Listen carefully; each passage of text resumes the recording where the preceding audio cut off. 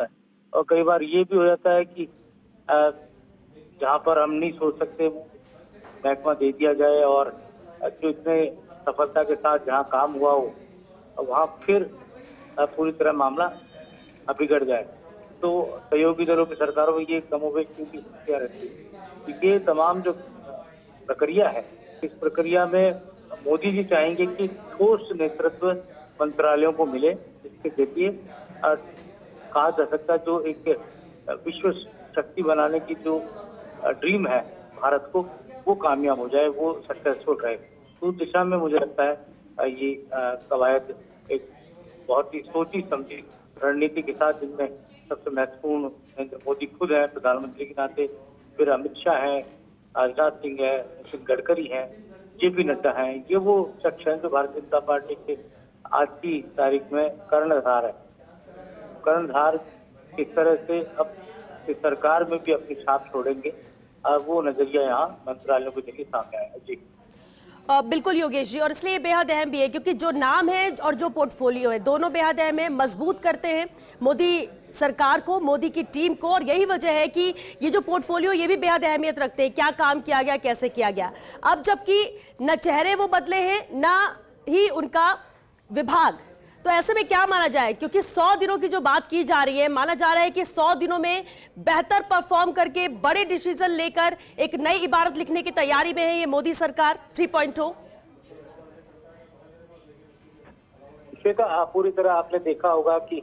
भरोसा उन्हीं तमाम चेहरों पर जिताया जाए जो चेहरे यहाँ कहा जा सकता है कि जिन्होंने बीती राज में एक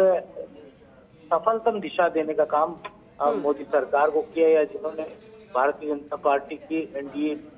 की सरकार में अपना एक सर्वोच्च स्थान कायम किया, चाहे वो अश्विनी वैष्णव आप देखिए रेल के सेक्टर में। अगर हम एक दुर्घटना जो सबसे बड़ी उनके कार्यकाल में हुई, इसको लेकर उनके पूरी कार्यकाल को अब यहाँ पर चुनौती दी जाती है या एक ड्रॉबैक जो उनका कहा जा सकता है, लेकिन इसको छोड़ दें तो अश्विनी वैष्णव ने अपने खुद वो इंजीनियरिंग क्षेत्र से आते हैं, इंजीनियरिंग के विद्यार्थी रहे हैं, जोधपुर एमबीएम से उन्होंने डिग्री ली, स्नातक की, और उसके बाद एक सफल राजनयिक के तौर पर वो देखे गए। तो मुझे लगता है कि यहाँ पर पूरी तरह रेल मंत्रालय जो एक नई दिशा में जा चुका है, स्पीड ट्रेन हम देख रहे हैं, बुलेट ट्रेन हम देख रहे हैं, और चाहे सड़क पर हो चाहे जल के नीचे तक भी ट्रेन लाने का काम अश्विनी वैष्णव ने किया। और एक बेमिसाल कार्यकाल उनका अब तक रहा, सड़क परिवहन के तौर पर भी हमें देखे, और डिफेंस के सेक्टर में राजनाथ सिंह का अपना एक बहुत महत्वपूर्ण योगदान उनका अब तक रहा। बीजेपी में नंबर 2 फेस के तौर पर उन्हें जाना जाता है, और डिफेंस एक ऐसे व्यक्ति को देने की बात रहती है हमेशा जो बेदाग हो, जिस पर कोई उंगली नहीं उठा सके, ईमानदारी के कसीदे जिस नेता के लिए पढ़े जाते रहे हो। आपको ध्यान होगा कि कांग्रेस के राज में यूपी के समय एक एंटनी हुआ करते थे जो अपने आप में इसी तरह के बेदाग शैली के उनका व्यक्तित्व रहा। तो राजनाथ सिंह भी उसी ठोस व्यक्तित्व के लिए जाने जाते हैं, एक पारदर्शी और ईमानदार राजनेता के तौर पर वो जाने जाते हैं, और एक बड़ी हस्ती के तौर पर भारतीय जनता पार्टी और राजनीति के क्षेत्र में इन पर विपक्ष भी उंगली उठाते हुए 100 बार सोचता है कि हम राजनाथ सिंह के बारे में बोलने से पहले विचार कर लेना चाहिए। तो उस लिहाज से बहुत महत्वपूर्ण। योगेश जी, लेकिन मनोहर लाल खट्टर जिन्हें ऊर्जा मंत्री बनाया गया है, मनोहर लाल खट्टर जिनके लिए बहुत कुछ कहा गया क्योंकि हरियाणा में मुख्यमंत्री थे, लेकिन इसके बाद कह सकते हैं कि नई पारी है मनोहर लाल खट्टर की और ये भरोसा है पीएम मोदी का। देखिए, पावर बहुत ही महत्वपूर्ण प्रक्रिया है, और पावर इस देश में आपको ध्यान ही कि कई इलाकों के अंदर आज भी बिजली को लेकर संकट रहता है। कई घर हैं जहाँ पर आज भी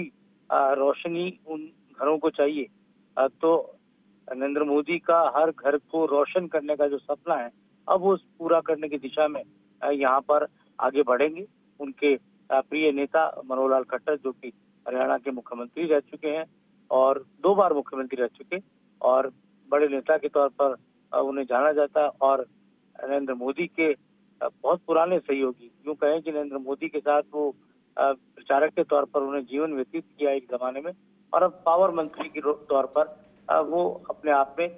देश में पावर जनरेशन और खासतौर से सोलर ऊर्जा, विंड एनर्जी के क्षेत्र में, हाइड्रो इलेक्ट्रिकल पावर के सेक्टर में या न्यूक्लियर पावर रिएक्टर के सेक्टर में, और एक आत्मनिर्भर देश बने। और खासतौर से वो पिछड़े राज्य जो ऊर्जा के कारण जिनको